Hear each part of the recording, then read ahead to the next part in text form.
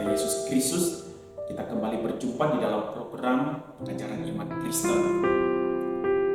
Hal yang menjadi keprihatinan saya akhir-akhir ini adalah ketika masyarakat kita, sebagian daripada masyarakat kita, ketika kita mendengar, menyaksikan perang yang masih berlangsung, maka ada beberapa orang yang mengutuk perang, tetapi bahkan mengutuk negara tertentu. Bahkan seruan untuk boikot kita sering mendengarnya. Oleh sebab itu, saya ingin mengajak kita menganalisa perang yang benar.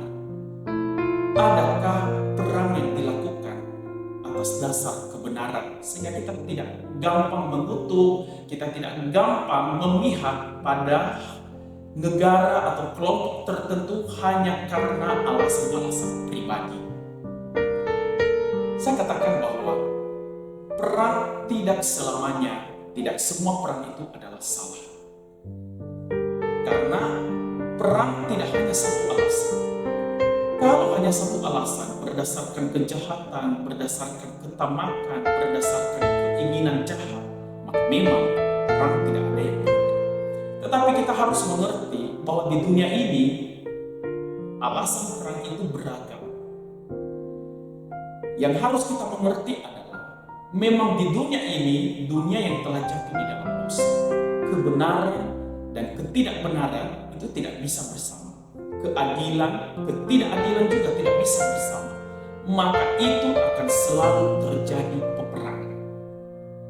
Oleh sebab itu, saya ingin mencoba membawa kita memang di dalam masyarakat ada beberapa teori yang mencoba memberikan kita pemahaman tentang perang yang benar. Namun teori yang ingin saya sampaikan ini adalah sebuah teori yang salah. Pertama, bahwa ada teori yang mengatakan perang yang benar adalah perang atas nama agama. Jadi, jika sebuah perang dipimpin oleh tokoh-tokoh agama, didasarkan oleh gerakan-gerakan keagamaan, maka itu dianggap sebuah perang yang benar. Saya katakan bahwa ini sebenarnya ini adalah sebuah teori yang salah. Bahkan saya mengatakan memang satu hal yang harus terus kita perjuangkan di dunia ini adalah kebebasan beragama. Tetapi perang atas nama agama adalah sebuah perang yang salah. Saya katakan kenapa ini sebuah perang yang salah. Karena orang-orang yang mengatasnamakan agama belum tentu perang itu adalah atas dasar kebenaran. Bisa saja agama pun diperalat oleh politik, diperalat oleh kekuasaan untuk mencapai tujuan tertentu melalui perang. Maka kematian karena perang atas nama agama bukanlah kematian sahih, karena itu semua perang yang tidak sesuai dengan kehendak Tuhan. Teori yang kedua adalah perang yang bersifat defensif dan bersifat ofensif. Dalam teori ini mereka mengatakan perang yang bersifat ofensif itu salah, sedangkan perang yang bersifat defensif itu benar. Jadi perang yang menyerang itu adalah kesalahan, sedangkan perang yang karena bertahan maka itu dianggap benar. Maka sesungguhnya teori ini juga adalah teori yang salah. Karena tidak selamanya orang-orang yang bersifat bertahan adalah orang-orang yang benar. Saya mau katakan begini. Dalam satu kasus peperangan, jika ada sebuah wilayah ini adalah dikuasai oleh negara sebagai milik. Tetapi tiba-tiba muncul kelompok lain, dia mau mencoba mengubah dan mengambil wilayah tersebut. Karena dia mengambil wilayah ini, dia mengatakan bahwa wilayah ini adalah haknya. Maka sudah pasti negara ini, negara yang telah diambil wilayahnya, maka ia akan mau merebut kembali wilayah ini dengan cara apa? Maka terjadilah peperangan. Maka dia harus menyerang. Maka apa yang dia lakukan ketika dia berperang untuk merebut wilayahnya? Maka itu bukan perang yang salah.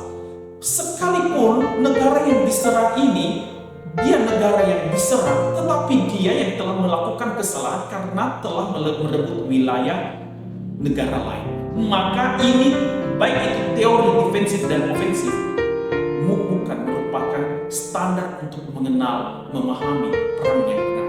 Tetapi mari kita mencoba menganalisa kebenaran firman Tuhan, bagaimana Alkitab menjelaskan sebuah perang yang benar ini. Maka kita mulai dengan pernyataan Alkitab yang mengatakan bahwa pemerintah adalah hamba Allah.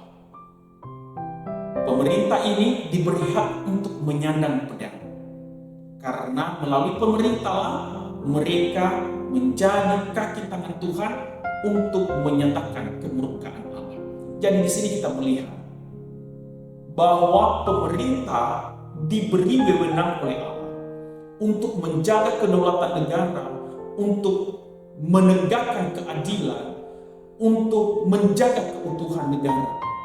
Maka jika pemerintah ini diberi wewenang oleh Allah untuk menyandang pedang dalam menegakkan keadilan, maka perang itu dianggap benar hanya jika peperangan itu dilakukan oleh pemerintah, bukan kelompok-kelompok masyarakat, bukan kelompok-kelompok sosial atas apapun namanya. Mereka tidak diberi hak oleh Tuhan di dalam menyandang pedang, kecuali pemerintah yang sah.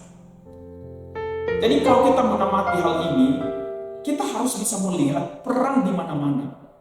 Jika itu pemerintah yang sah, yang diberi wewenang oleh Tuhan untuk melakukan perang karena keadilan, maka itu adalah sebuah perang yang sah. Tetapi jika yang mengangkat senjata itu adalah kelompok-kelompok masyarakat, sekalipun mengatasnamakan agama, maka itu tidak sesuai dengan firman Tuhan. Ini sebuah perang yang sah.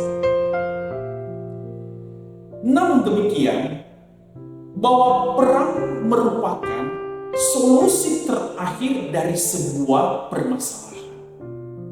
Sehingga perang yang benar adalah negara atau pemerintah yang telah mengusahakan secara maksimal perdamaian dengan cara-cara menciptakan perdamaian itu, mungkin melalui diplomasi atau meminta bantuan negara-negara lain untuk menjadi penengah agar sebuah persengketaan bisa diselesaikan di meja perdamaian. Jadi perang ini bukan semata-mata sebuah solusi yang cepat, namun perang adalah sebuah solusi akhir dari sebuah persengketaan. Maka disinilah pemerintah diberi hak untuk menyandang pedang dalam menegakkan keadilan.